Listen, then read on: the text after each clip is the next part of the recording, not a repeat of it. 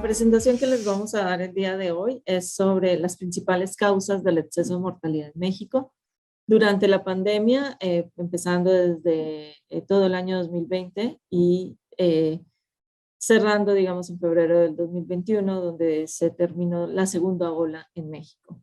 Es un estudio basado en los certificados de defunción y participan diferentes instituciones, entre las que está el Instituto Nacional de Salud Pública, la Secretaría de Salud, el Instituto Mexicano de Salud, el INEGI, CONAPO, que es el Consejo Nacional de Población, y RENAPO, que es el Registro Nacional de Población e Identificación de la Persona.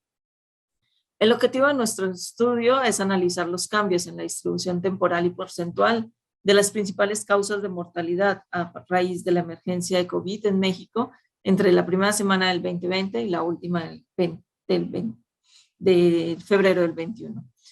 Esta es como nuestra gráfica de mortalidad, donde hacemos un seguimiento. La línea verde nos permite ver cuál es el nivel de mortalidad esperada, el canal endémico con el que nosotros estamos calculando. Lo hacemos un análisis por semana epidemiológica a partir de la semana 13 del 2020, que viene a ser como en marzo, empezó a aumentar la mortalidad por COVID en México. Si ustedes ven, los que están en rojo, en naranja, son la mortalidad asociada a la causa de COVID, y las que están en gris son otras causas. Durante la pandemia, pues hubo un aumento en esta mortalidad por COVID, pero también en otras causas. Y lo que queremos en este estudio es ver cuáles son estas otras causas que aumentaron durante la pandemia, que pudo haber sido debido a las condiciones mismas que la pandemia trajo al sistema de salud. Este es nuestro primer pico, que fue en agosto del 2020, y nuestro segundo pico, que fue en enero del 2021. Por eso el estudio va hasta febrero del 2021, donde ya la pandemia vuelve a la normalidad. Nuestra metodología es un estudio longitudinal retrospectivo de las principales causas de mortalidad y su variación nominal. En este periodo se utilizaron los registros de la base de datos del Sistema Epidemiológico y Estadístico de las Defunciones que tiene la Secretaría de Salud. Acá en México hay 3 bases de datos de la mortalidad. Una que es la del INEGI, que es la oficial, la de la Secretaría de Salud, que es para información de monitoreo, y la del RENAPO, que es las actas de defunción. Nosotros hacemos un análisis de la cobertura de estas bases de datos, comparamos las bases de datos, sabemos que la del INEGI tiene un 5% de subregistro, y esta base de datos que utilizamos tiene un 96% de cobertura de la mortalidad. Utilizamos la causa de defunción de acuerdo a la CIE-10 y trabajamos con las defunciones codificadas y las agrupamos en 24 subgrupos de acuerdo a la carga global de la enfermedad. Utilizamos los códigos U071 y U072 para COVID específicamente. Y lo que hicimos fue un modelo predictivo utilizando la serie de datos de 2015 a 2019 que nos permitía modelar las defunciones esperadas. Y para estimar el número de defunciones observadas, trabajamos una distribución de Poisson. Nuestros resultados, ustedes pueden ver aquí nuestra mortalidad esperada en el canal endémico de 2015 a 2019 y ver las diferencias de la mortalidad para 2020 y 2021. Donde observamos mayores aumentos fueron en las enfermedades respiratorias, las enfermedades cardiovasculares, que están en rojo, las diabetes, que están como en gris, en café, y el COVID, que está en gris, y esta es la diferencia entre lo observado y lo esperado. Un acercamiento al año 2020 y 2021, pues también nos permite ver estas diferencias y cómo se da el comportamiento de la curva. En números podemos ver las diferencias donde hay hay 295,000 defunciones ocurridas por COVID durante el periodo. Tenemos aumento en infecciones respiratorias, en diabetes mellitus del 48%, para diabetes mellitus, de enfermedades hipertensivas del 30%, enfermedades isquémicas del 37.8%, enfermedades cerebrovasculares del 5.9%, accidentes de vehículo motor subieron un 29.6% y otros accidentes disminuyeron el 29.1%. También disminuyeron las enfermedades infecciosas y parasitarias en menos 23.4%. En este sentido, pues, de acuerdo al modelo, pues este sería como nuestra gráfica del exceso de mortalidad por las principales causas. Entre las características de esta mortalidad, también podemos observar que se dio principalmente en hombres, donde hubo un aumento comparado al periodo anterior 2015-2019, donde los hombres tenían una mortalidad del 55.59%, aquí aumenta al 62.89% en la época de COVID. Por grupo etario vemos un aumento muy importante en el grupo de 45 a 64 años, donde antes se daba una mortalidad del 24.1% y pasó al 41.1%, mientras que los mayores de 65 años ya presentaban una mortalidad del 56.9%, incluso creo que bajó al 49.35% o 58.2% por otras causas. En términos de escolaridad, tienen un bachillerato incompleto principalmente. También pues se dio un aumento en las personas que trabajaban. Se encontraban que la mayoría, el 84.8%, falleció en una unidad médica cuando estos tenían el diagnóstico de COVID, y el 95.4% recibió una atención médica, por lo que se observa una respuesta del sistema de salud para la atención de la mortalidad por COVID. Como conclusión, pues además del exceso de mortalidad registrado directamente asociado a la infección por COVID-19, se registraron incrementos en otras enfermedades, como las infecciones respiratorias, en la diabetes mellitus, enfermedades isquémicas del corazón y enfermedades hipertensivas principalmente.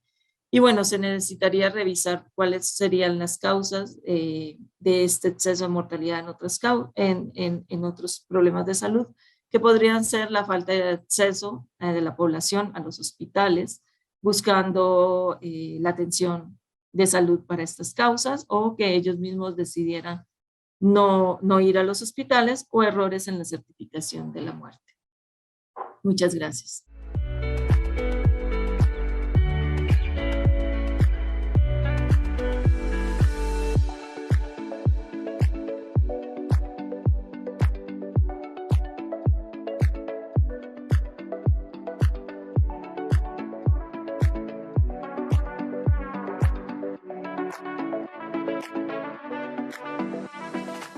Buenas tardes a todos y todas. En representación del equipo de Two Oceans, represento para presentar los resultados de la experiencia del proyecto Con Vida en Huachupita, en el marco de discusión y de motivación de lo que son las políticas públicas y su nuevo abordaje como respuesta a lo que ha ocurrido en el mundo y en nuestros países por la pandemia COVID.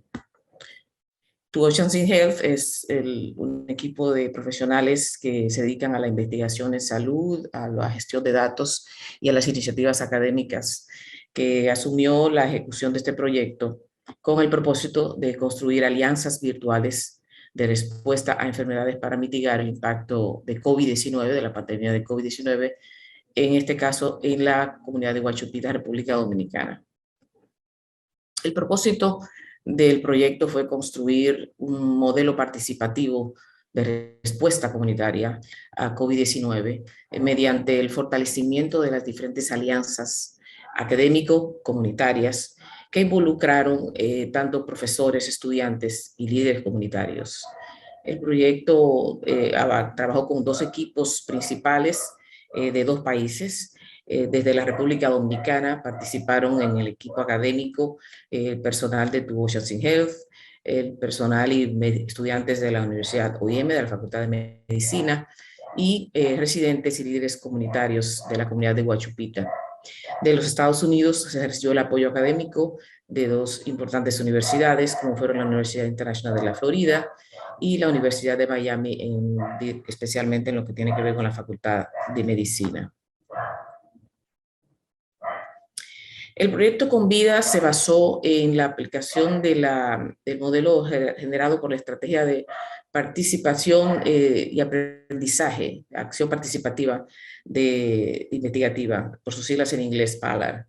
En el contexto de la pandemia, inmediatamente se comenzaron a cuestionar las capacidades de nuestros gobiernos, de nuestras instituciones, de nuestros países, para responder a un evento impredecido, no antes visto, por lo menos por las generaciones de profesionales sanitarios que estamos actualmente en funciones, y que demandó un cambio de paradigma en cuanto a la forma que la salud era evaluada, que la salud era que como en la salud se involucraban los diferentes roles, no solamente el rol que ya estaba establecido y instaurado en lo que son la infraestructura de salud pública en la mayoría de nuestros países, sino que obviamente ante una eventualidad nueva para muchos de nosotros era necesario implementar políticas nuevas que dieran respuesta a un fenómeno como fue la pandemia de COVID. El enfoque de la estrategia de PALAR busca un enfoque de asociación entre la comunidad y la universidad. Con mucho tiempo hemos vivido la experiencia de cómo en las academias se genera mucha información que nos empodera, que nos da pautas para proceder ante problemas de salud pública. Sin embargo, en escenarios que no son pandémicos tenemos tiempo suficiente para traducir esa información, esas investigaciones al trabajo diario, no solamente en la comunidad, sino en el ejercicio diario de salud pública. Sin embargo, en este nuevo escenario pandémico, nos vimos forzados a buscar mecanismos para acelerar esos tiempos en que esa información que dispone la academia llegara a las manos de las personas que están padeciendo las enfermedades y están dando la cara a la comunidad y la necesidad de ofrecer respuestas a esas personas. En este gráfico quiero resumir brevemente lo que fue un arduo trabajo de sinergia y de conjugación de varios escenarios y varios equipos, que es lo que la estrategia PALAR quiere fortalecer y promover. En los dos espacios principales era el espacio académico, que como les mencioné estaba representado por la Universidad OIM, por la Universidad de la Florida y por la Universidad Internacional de la Florida. Esos tres espacios académicos con vasta experiencia en trabajos comunitarios y en actividades de participación comunitaria, fueron consensuados y fueron dirigidos por el equipo de Two Oceans in Health, liderado por la doctora Marija Mirik. Y el otro espacio, el de la comunidad, estuvo liderado por el señor Juan Rojas en la persona del líder de lo que es Furhud, una institución comunitaria que trabaja con jóvenes en Guachupita. Esa institución comunitaria se apoyaba y se retroalimentó durante toda la implementación del proyecto de tres bases fundamentales.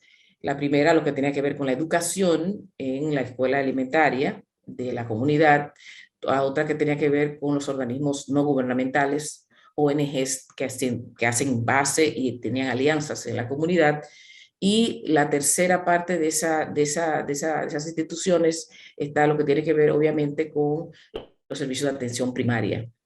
Cada una de estas dos grandes ejes, tanto en Two Oceans como en Furhud, recibían y se retroalimentaban de esos tres pilares. Ahora, ¿qué logramos con esta interacción, con esta sinergia? Que la parte académica, ese eje académico del proyecto, pudiera enviar hacia la comunidad, acelerar a la llegada a la comunidad de experiencia en salud pública que no había sido anteriormente ejecutada, tal vez en el contexto de la pandemia porque no había necesidad. Otra cosa importante es la capacidad de investigación. Con mucha frecuencia se restringen los espacios de investigación a espacios académicos, universitarios o de instituciones afines. Sin embargo, la investigación comunitaria es quizás la que más rápido puede ser identificada como un insumo para poner en práctica por la misma comunidad. Así que estas instituciones académicas traspasaron en ese ciclo durante toda la vida del proyecto esa capacidad de investigación y también el acceso a tecnología que hasta la pandemia no habíamos visualizado la necesidad importante de que no solamente con actividades de campo o presenciales podemos podemos accesar a esas comunidades para tomar medidas y para solucionar problemas. De parte, la comunidad, liderada por FUHUD, traspasa al al eje académico una serie de estrategias y de herramientas valiosísimas para garantizar el acceso a poblaciones de difícil acceso, valga la redundancia. También nos facilitó esa comunidad, nos facilitaron estos espacios, lo que es el acceso también a los trabajadores locales de salud, que no siempre en situaciones de crisis, como en el caso de la pandemia de COVID, no siempre llegan a ellos los mandatos y las directrices que a niveles altos de los Ministerios de Salud Pública se van diseñando y se van perfilando. A veces toma un tiempo valiosísimo para llegar ahí. Entonces, trabajar a nivel local con esta información que nos retroalimentaba la comunidad permitió que esos centros de atención primaria y esas UNAPs en Huachupita también se beneficiaran de la información que la academia, y no solamente academia local, como les mencionaba ahorita, sino academia internacional, que ya tenía información de otros países donde la pandemia llegó primero, donde los casos comenzaron a presentarse de formas más drásticas y que comenzaron a redactar y a documentar lecciones aprendidas que academias importantes como las que nos acompañaron ya pudieron poner en práctica y probar y poder facilitar a esa comunidad. Por último, la parte, el eje social comunitario permitió en este ciclo del proyecto dar una mirada interna de la perspectiva cultural de la pandemia, que también es muy rica para la academia, recibir esa información, porque hay muchas cosas que en el contexto de la pandemia tuvieron que ser recertificadas. Muchas cosas que la academia tenía por sentado, procedimientos, estrategias, cosas que resultaban en el abordaje de epidemias, tuvieron que ser revalidadas o debieron de ser confirmadas. Y el escenario que propició este modelo de Convida permitió que eso ocurriera. Dentro de las metas y objetivos del proyecto Convida, estuvo proponer y documentar ese modelo participativo como un insumo muy importante a futuro, porque recordemos que ya la pandemia está entrando en esta etapa final, pero ahora es que necesitamos recoger toda la información que se generó en todo lo que pasamos en ese periodo y que nos va a servir para futuras pandemias, para futuras situaciones epidemiológicas.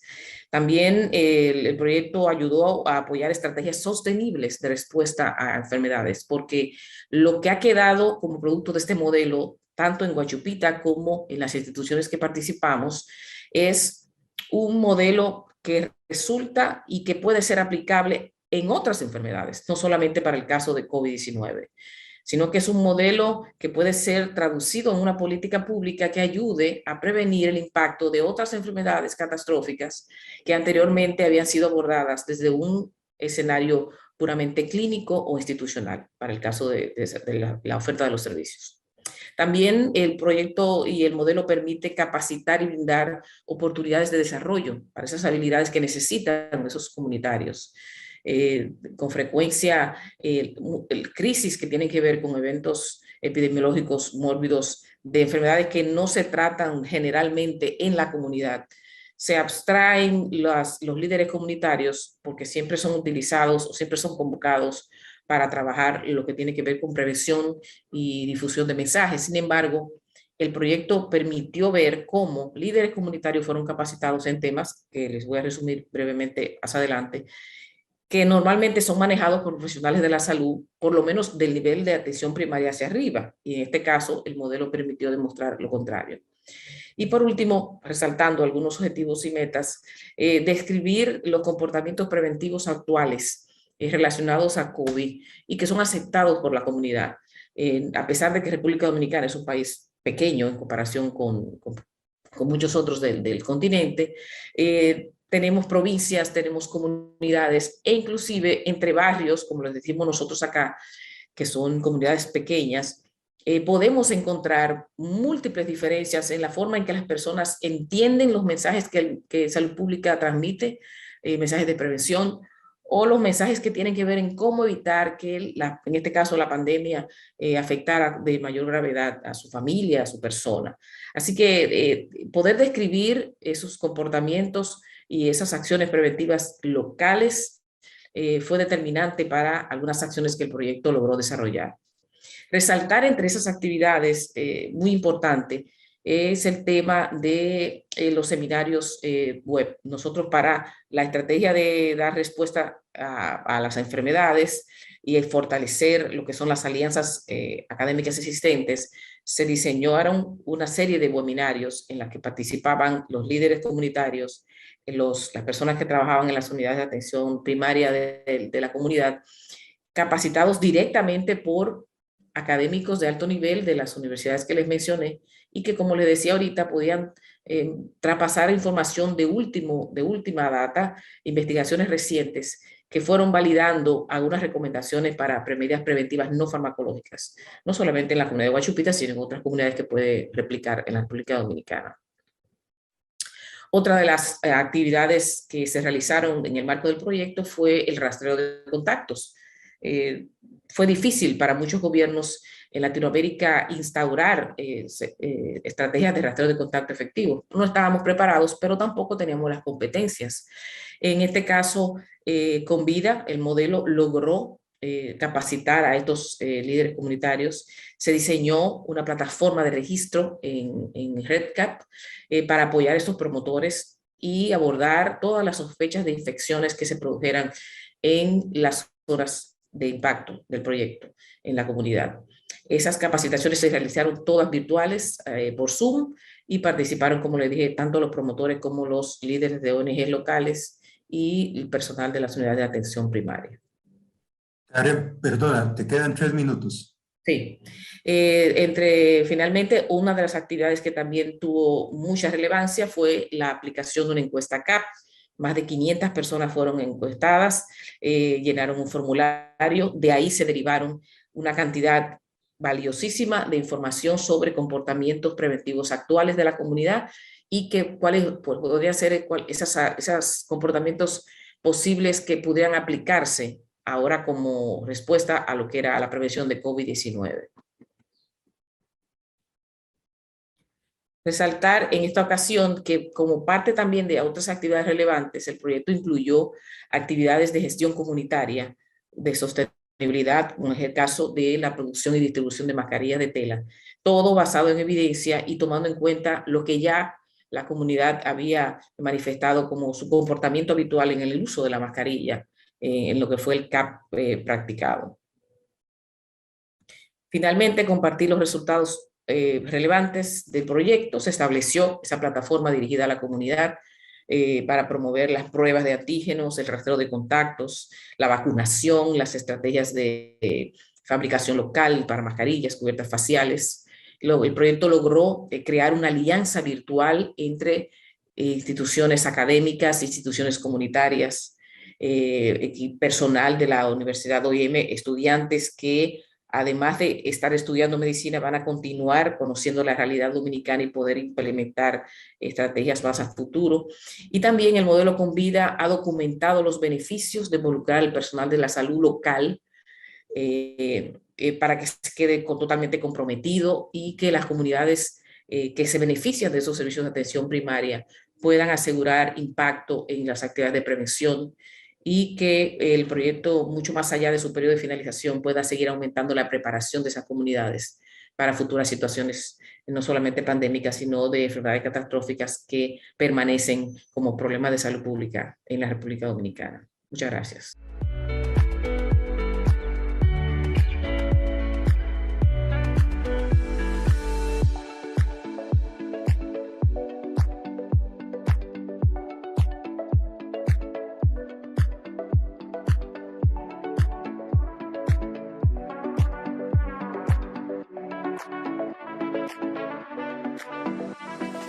Vamos a comenzar nuestra presentación sobre liderazgo político y respuesta al COVID-19, el caso de la República Dominicana. Sí. Los objetivos de este trabajo fueron identificar factores de éxito en la respuesta a la pandemia al COVID-19 en la República Dominicana, puesto que el país tuvo un mejor desempeño que muchos otros países de la región, a pesar de estar pobremente preparada para lograrlo. Este trabajo es una continuación de uno que se publicó en el año 2020 en la Gaceta Médica de Caracas y que actualmente está en prensa en este primer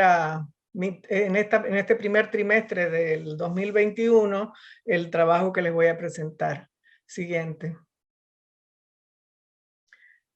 Bueno, básicamente lo que hicimos primero fue una revisión documental de escritorio de trabajos publicados y literatura gris sobre la respuesta a la pandemia. Preparamos varias bases de datos, sobre todo en base a información que publicaba diariamente los boletines diarios del Ministerio de Salud Pública sobre casos confirmados, defunciones, pruebas, disponibilidad y ocupación de camas, de unidades de cuidados intensivos, tasas de letalidad, positividad, pruebas, vacunas, etc. Y también incluimos comparaciones internacionales en diversos momentos de la pandemia. También diariamente llevábamos bases de datos sobre las medidas de política que se iban adoptando cada día. Hicimos una comparación internacional sobre la preparación de los países según el Índice Global de Seguridad en Salud que publica el Centro de Seguridad en Salud de Johns Hopkins University, y luego hicimos entrevistas con actores claves. Siguiente. Bueno, entonces, los resultados? Siguiente. Bueno, primero a nivel global, sabemos que la pandemia tuvo un impacto grande a nivel global, resaltando inequidades sociales, las interconexiones con otros riesgos de carácter antropogénico y ambientales causados por perturbaciones adicionales sociales y económicas. También se demostró la convergencia entre la seguridad en salud, las enfermedades transmisibles y no transmisibles, los riesgos provocados por desastres, los determinantes sociales, la degradación ambiental, todo esto aumentando impactos sobre los más vulnerables. Y lo cual deja como lección aprendida la necesidad de construir resiliencia en los sistemas de salud para que sean capaces de enfrentar estas emergencias globales. Siguiente. En el caso de la República Dominicana, tiene una alta vulnerabilidad a shocks sanitarios, dada su condición de insularidad y que está en la trayectoria de una intensa actividad ciclónica y de manera recurrente está amenazada por eventos hidrometeorológicos como tormentas, ondas tropicales, huracanes, inundaciones, que afectan los asentamientos humanos y los ecosistemas. Entonces, además, el país tiene una elevada vulnerabilidad al cambio climático, alrededor de un 40% del territorio, y tiene un elevado grado de exposición, baja capacidad adaptativa y la presencia de hábitats y sectores potencialmente sensibles. Con la llegada del COVID-19, evaluamos la preparación del país, como ya dije, mediante el Índice Global de Seguridad Sanitaria que fue elaborado a fines del 2019. Siguiente. Este es el resultado de República Dominicana. Vale la pena decir que este índice mostró que no había ningún país que estuviera totalmente preparado para enfrentar epidemias cuando se publicó este índice, que fue como en octubre del 2019. Y de hecho, los países mejor preparados, que eran el Reino Unido y Estados Unidos, pues tuvieron un mal desempeño. En Latinoamérica también Brasil era uno de los que estaba mejor preparado, pero de cualquier manera ninguno estaba 100% bien preparado. Y el caso de República Dominicana, fíjense que la nota es de un 38%, o sea que ocupando el lugar número 91 entre 195 países. Resalta el tema de que una de las áreas peor preparadas era justamente la fortaleza del sistema de salud. Y esto vale la pena resaltar porque el sistema de salud fue capaz de responder adecuadamente, como le vamos a mostrar a continuación. Seguimos. Aquí está los casos que, como se ve, impactó de manera importante al país. De hecho, si vemos otro tipo de indicadores, que es por millón de habitantes, sobre todo al principio, en el año 2020, fue bastante importante la cantidad de casos. Siguiente. Sin embargo, la tasa de letalidad, que fue alrededor de 5%, cerca de 5% al principio de la pandemia, empezó a bajar y se puso alrededor del 1 punto pico por ciento casi a los pocos meses, y ha seguido bajando y bajando en todo el transcurso, y se ha mantenido relativamente baja todo el tiempo. Siguiente. También el tema de la tasa de ocupación hospitalaria y de unidades de cuidados intensivos nunca llegó al límite, salvo estuvo cerca del 70%, alrededor del 70% en la época más fuerte, que fue un momento que, por cierto, el país durante el 2020 tuvo varios procesos electorales, o sea que la situación política también influyó en el aumento de los casos, sobre todo en julio-agosto, que fue el periodo de las elecciones presidenciales y del cambio de mando que se produjo en agosto del 2020. Siguiente. Entonces, sí hubo desde el primer momento, las medidas de control y mitigación fueron bastante fuertes. No fue posible impedir que la pandemia se volviera comunitaria rápidamente, pero sí hubo todas estas medidas restrictivas muy fuertes, sobre todo al principio, los toques de queda, la restricción de la movilidad, suspensión de todas las labores en los primeros meses. Y ya en el momento del cambio de gobierno, en agosto, comenzó el levantamiento de las medidas muy poco a poco, pero realmente la eliminación del toque de queda no ocurrió hasta octubre del 2021, o sea, 1 año y medio después. Hubo estos varios procesos políticos, como les decía, pero ya al producirse el cambio de gobiernos, el enfoque fue más bien en aumentar el número de pruebas y no cerrar del todo la economía. Siguiente. Un aspecto muy importante fue el proceso de vacunación, puesto que el gobierno dio realmente prioridad a este tema y se adquirieron grandes cantidades de vacunas en el año 2020. Se comenzó todo este proceso y al fallar las empresas Pfizer y AstraZeneca sus entregas, se recurrió a China y se obtuvo suficiente cantidad de vacunas. El proceso de vacunación comenzó en febrero del 2021 y se puede decir que se sigue desarrollando con mucho éxito. Se concitó la unidad de toda la sociedad en función de esto y con un importante papel de alianzas público y privada para poderlo desplegar a todo lo largo y ancho del país. Siguiente.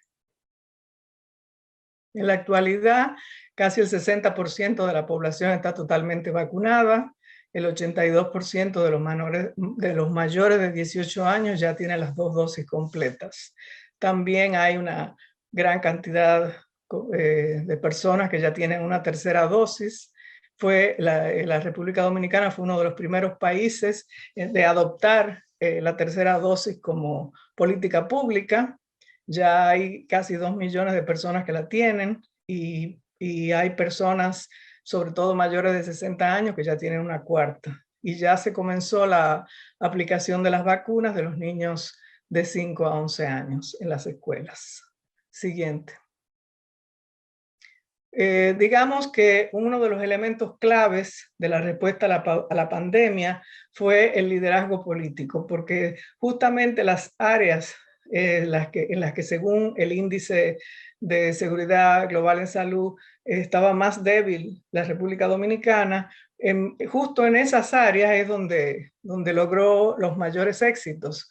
Y eso pudo ser posible porque a causa del liderazgo político que logró concitar el apoyo de toda la sociedad en una misma dirección, que aumentó enormemente, fortaleció todo lo que fue la función de vigilancia epidemiológica, la capacidad de hacer pruebas y de rastrear contactos, que era pobre, logró la unidad de todos los sectores para el programa de vacunación, aumentó los recursos. Siguiente. El gasto en salud, por ejemplo, que característicamente sigue siendo bajo en el contexto latinoamericano en el país. El gobierno no buscó recursos de otros sitios, o sea, no trasladó de un lado a otro los fondos, sino que buscó recursos adicionales para dar prioridad a la respuesta a la pandemia. A fines del año 2020, por ejemplo, extendió la afiliación al Seguro Familiar de Salud desde más de 2 millones de personas, con lo cual se llega actualmente al 95 o 96% de la población que está afiliada al Seguro Familiar de Salud. Y en términos de gasto, durante el 2021 el mayor esfuerzo fue la compra de vacunas, y ese plan continúa. Siguiente, por favor. Y hay perspectivas esperanzadoras, dado que la economía se está recuperando con gran vigor.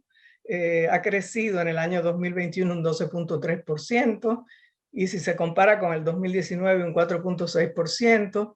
Se ha reducido el déficit público, ha habido un aumento sustancial de divisas. Como dije antes, se aumentó muchísimo el gasto público en salud, y ahora nosotros lo que estamos esperando desde la sociedad civil, que estas buenas perspectivas se traduzcan en fortalecer el sistema de salud, particularmente donde está más débil, que es en los servicios básicos y en el primer nivel de atención, lo cual es fundamental para construir resiliencia ante nuevas pandemias o emergencias sanitarias. Y con esto concluyo. Muchísimas gracias por su atención.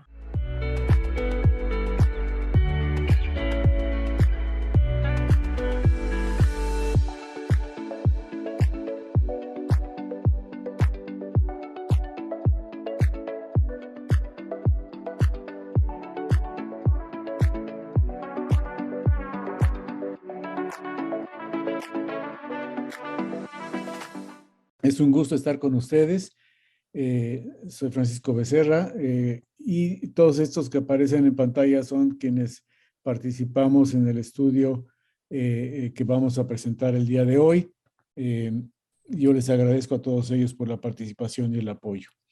No tenemos ningún conflicto de interés. Declaramos que el financiamiento fue otorgado por The Alliance for Health Policy and Systems Research, y esto es una publicación que ya está realizada en el Public Health Research and Practice de Australia. Ahí en este código QR pueden bajar el artículo. Fue publicado apenas a finales de noviembre del año pasado. Esas son las entidades participantes. Yo participando con la Universidad Autónoma de Nuevo León, el Centro de Investigación y Desarrollo en Ciencias de la Salud en Monterrey, y la Florida International University Robert Temple College of Public Health, con el Consorcio de Salud Global, el Instituto Veredas de Brasil, la Universidad de Buenos Aires, el Condel Consulting de Trinidad y Tobago, MCMX de Consultores, la Fundación Barceló, la Universidad Federal de Minas Gerais, the University of the West Indies en Trinidad y Tobago, una consultora independiente de Bogotá, el Departamento de Imagenología de la Mujer de la Clínica Montesur de Lima, y The Global Health and Education Management en Lima, Perú. Todos estos colegas participamos, y la introducción rápidamente es que la importancia de la investigación en políticas y sistemas de salud ha sido reconocida desde el 2004 al cierre de la cumbre ministerial de la Organización Mundial de la Salud sobre investigación en salud, que posteriormente se lleva a la Asamblea Mundial de la Salud en el 2005. Y este amplio reconocimiento que se le da a la investigación en políticas y sistemas de salud invita a que se haga un fortalecimiento de lo que se tiene que hacer. Sin embargo, muchos factores influyen en su desarrollo, como bien sabemos, pero ellos decían bien claramente en lo que decía la Asamblea Mundial de la Salud, la investigación crucial dirigida al fortalecimiento de la salud pública y los sistemas de salud ha sido descuidado con fondos insuficientes. Debe haber un equilibrio y una estrategia de investigación integral que incluya todos los enfoques de investigación relevantes. Y aquí termino la cita. Y creo que es importante entender esto en el contexto de lo que estamos viendo y sobre todo ahora en el contexto de la pandemia, el interés y la motivación que puede haber para el fortalecimiento de este tipo de investigación. Este trabajo es uno de 6 realizados de manera paralela en todas las regiones de trabajo de la OMS, financiados por la Alianza, y nuestro objetivo tenía como objetivo el analizar el impacto de la política y los determinantes políticos en la financiación de la investigación en políticas y sistemas de salud en países seleccionados de América Latina y el Caribe. Como sabemos, siempre la política está totalmente imbuida en lo que es salud y salud pública. Este es un estudio en 6 regiones, de acuerdo a las regiones de la Organización Mundial de la Salud, con un cuestionario para entrevistas discutido y aprobado por los investigadores principales de cada región. Primero, la selección de países, nos enfocamos un poco en los cambios de gobiernos recientes, cambios de ideología de los gobiernos, y que hubiera investigadores interesados o dispuestos a participar, sobre todo en un entorno de pandemia. Los países seleccionados por un muestreo a conveniencia fueron Argentina, Brasil, Colombia, México y Perú por parte de América Latina, y Barbados, Jamaica, Trinidad y Tobago y del Caribe.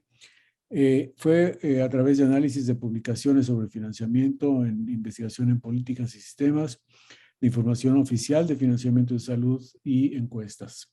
Las entrevistas se hicieron a través de preguntas estandarizadas en todas las regiones a investigadores en salud, investigadores en investigación en políticas y sistemas de salud y funcionarios de ministerios de salud.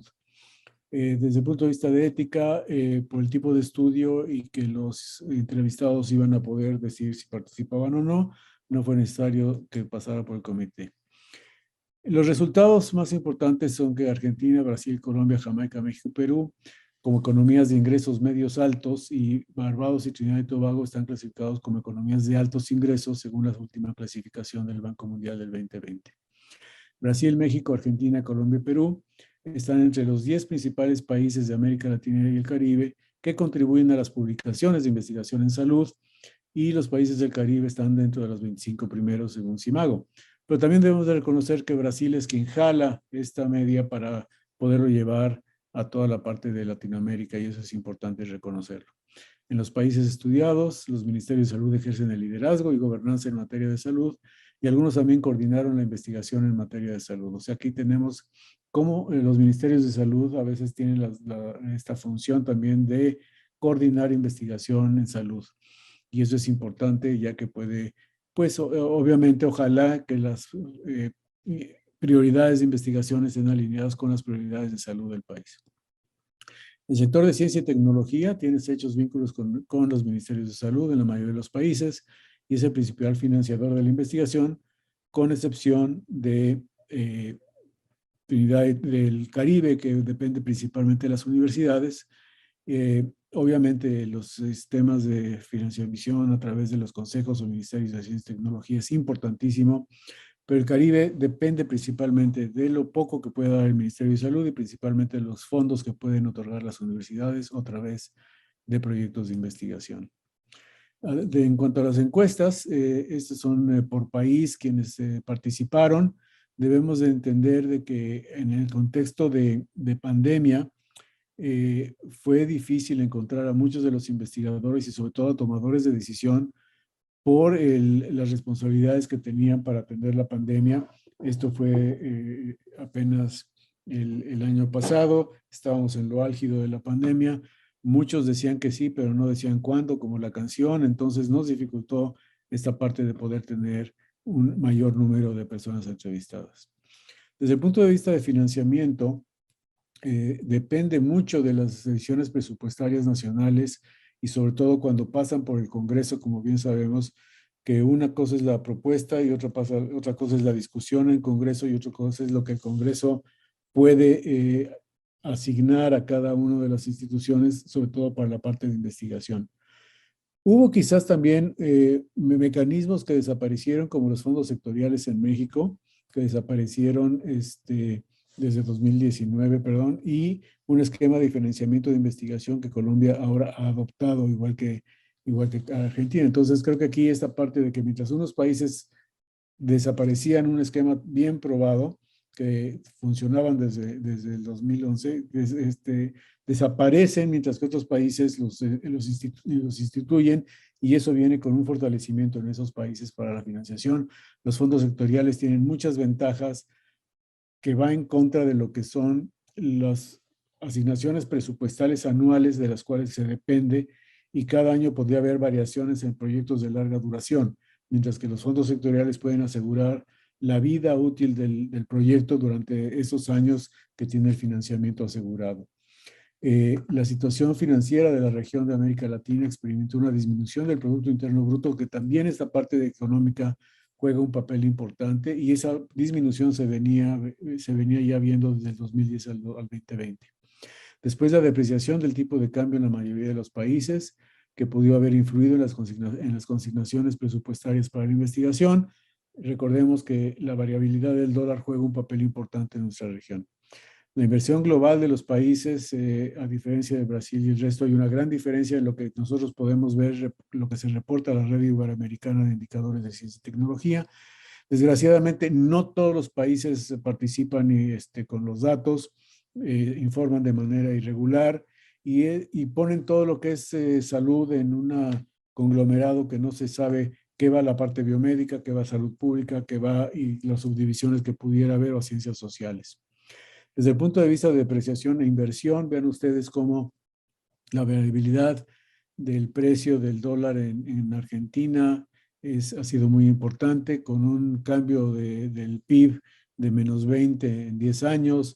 Aunque el dólar en Barbados se mantiene más o menos estable, el PIB baja en 15 puntos. El real de Brasil tiene una ligera depreciación, pero baja el PIB en 11.5.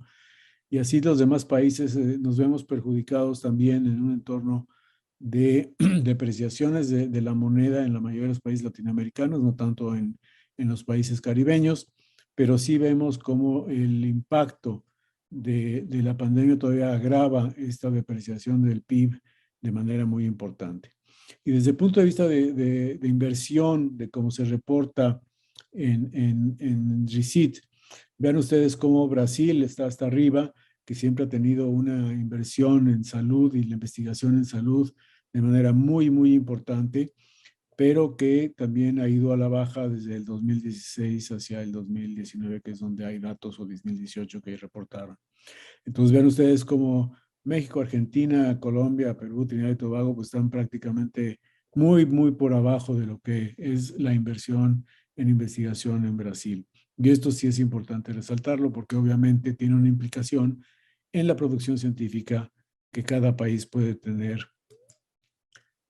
Obviamente los cambios en políticas y el impacto es lo que nosotros estábamos buscando. Y sí, la política y los políticos han desempeñado un papel en la toma de decisiones gubernamentales, tanto favorables como desfavorables para el financiamiento de la investigación. Brasil y México se alejaron de los sistemas de financiación que ya estaban bien establecidos, y eso había asegurado el financiamiento de la investigación y la continuidad, como decía yo hace rato, con los fondos sectoriales de los protocolos de investigación en curso. Brasil redujo el financiamiento para todo el sector de ciencia y tecnología desde el cambio de gobierno en 2016, y México hacia finales de 2019, bueno, a finales de 2019 se había integrado 55 fondos sectoriales que fueron abolidos todos en 2019. Entonces, vean ustedes el impacto de las decisiones políticas que puede tener en la investigación, no nada más en salud, sino en toda la investigación.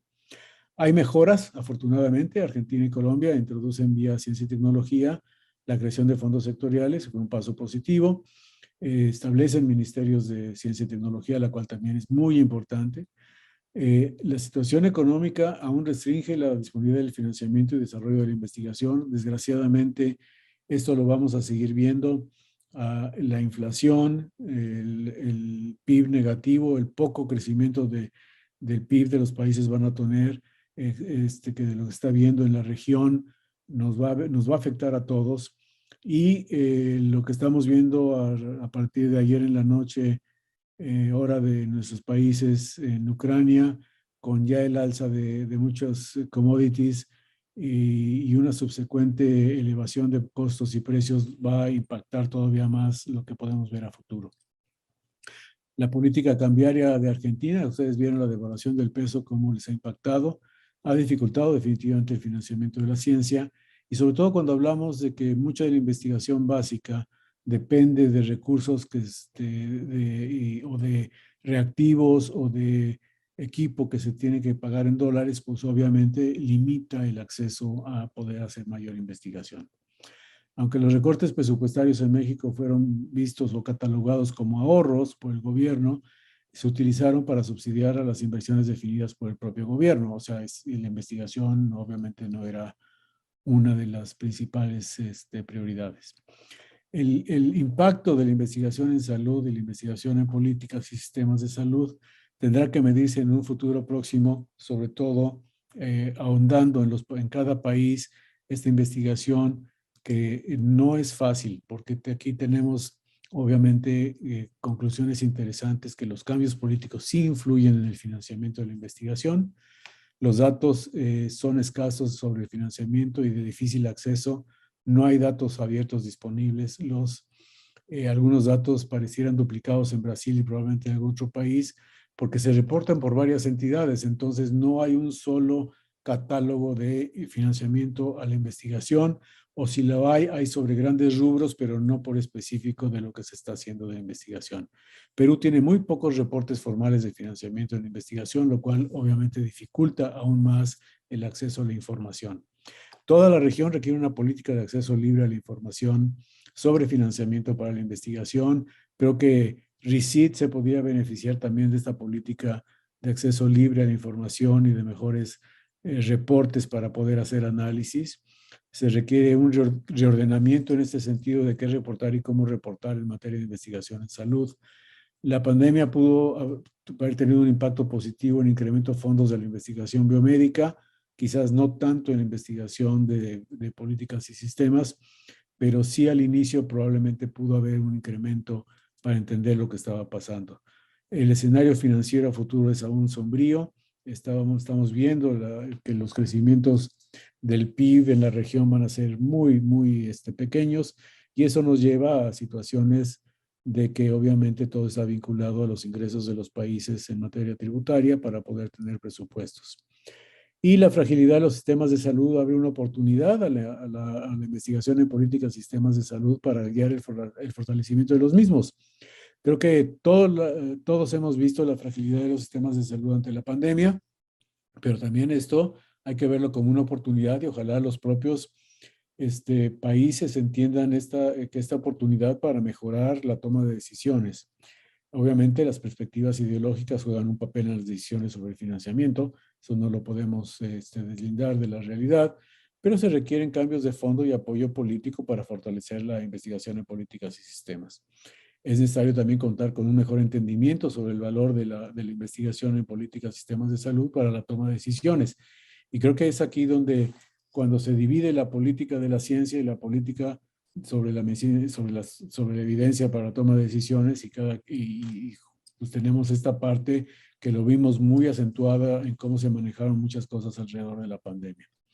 Y sería deseable contar con más estudios sobre el financiamiento para la salud y la propia investigación en políticas y sistemas de salud, ya que si bien hay toda esta falla de reportes, tampoco hay mucho sobre estudios académicos sobre el financiamiento. Obviamente este estudio tiene limitaciones. Uno es el bajo número de países, pero dado la premura de tiempo y lo amplio de nuestra región en países, pues fue como pudimos integrar este equipo de trabajo, como ustedes pueden ver, de varios países, que no fue fácil, pero pudimos sacar este trabajo adelante. La dificultad en la obtención de los datos fue crítico. El posible doble conteo de datos, calidad y confiabilidad es importantísimo. La pandemia Incluso uno de nuestros colaboradores se enfermó de COVID justo en medio. La demanda de la atención de la pandemia de la parte de tomadores de decisión y de algunos investigadores. El acceso a los posibles entrevistados, que fue muy difícil ya que todo el mundo estaba en casa y a pesar de tener correos, etcétera, se nos dificultó de gran manera el poder acceder a ello y eso pues obviamente representa una limitación. Aquí le dejo algunos testimoniales de Trinidad y Tobago, Argentina y México, en que está ahí lo que nos dijeron algunos de los entrevistados, en que en Trinidad y Tobago los políticos son los que deciden qué será financiado. Obviamente siempre hay agenda política en eso. En Argentina obviamente es muy real lo que se dice, o no entienden o tenemos métodos distintos o no nos hemos sabido expresar del valor de lo que tenemos nosotros. Ya creo que ahí también es algo que como investigadores tenemos una responsabilidad de llevar esas conclusiones a la gente y a los tomadores de decisiones traducido a un lenguaje que entiendan y que puedan hacer uso de lo que estamos haciendo. Y sobre todo que el de México, que las autoridades sanitarias necesitan comprender el potencial de la investigación en políticas y sistemas y que debe ser visto como una herramienta o mecanismo auxiliar para la toma de decisiones. Creo que eso es lo más importante también en cómo podemos reposicionar esto para adelante. Yo aquí les doy las gracias. Pueden ustedes bajar el artículo con este código QR o toda la serie de los 6 reportes de los 6 países, de los 6 regiones de la OMS que están presentados en este número especial de Public Health Research de Australia. Con esto termino mi presentación, doctor Oviedo. Muchísimas gracias, muy amable. Lo dejo un ratito por si quieren bajar los artículos ahí, con el código QR de sus celulares.